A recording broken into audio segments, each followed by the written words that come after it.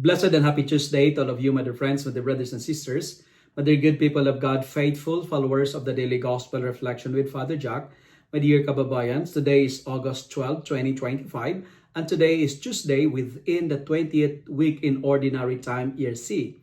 Today's Gospel is from the beautiful and the wonderful account of the Gospel of Matthew, chapter 8 and verses 1 to 5 and verses 10, 12 to 14.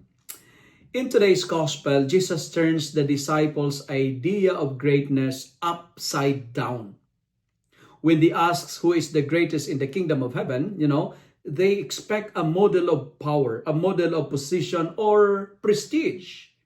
Instead, Jesus calls a little child and places the child in their midst and says, "Unless you change and become like little children, you will never enter the kingdom of heaven."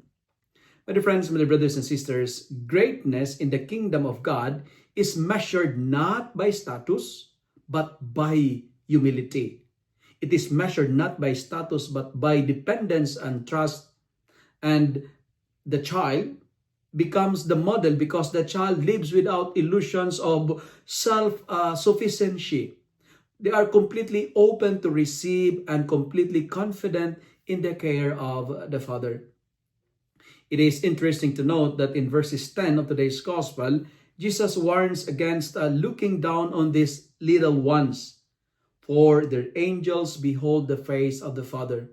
Here, the little ones can mean both actual children and those who are vulnerable in faith, the new believers, the poor, the weak, those who live in periphery.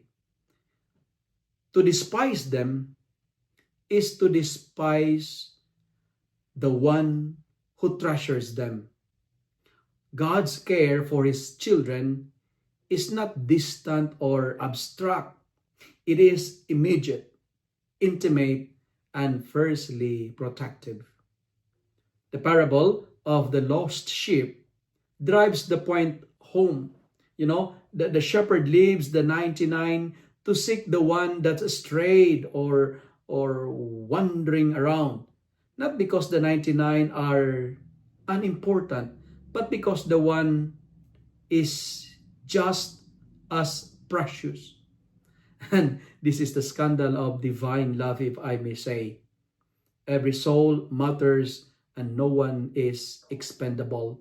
The kingdom's greatness lies in the relentless love that seeks, that rescues and rejoices over each child of God. And for us, the call, the invitation is clear.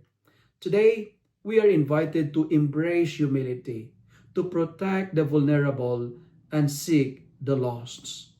And in doing so, we imitate the heart of the Good Shepherd who finds his greatness in serving the smallest and rejoicing over the least. And you know what, my dear friends, my dear brothers and sisters, the joy of the Lord, the joy of the Good Shepherd is finding the lost. If you love and like this reflection, kindly share it with your friends, share it with your family, make the Word of God viral so that many will be blessed. Amen.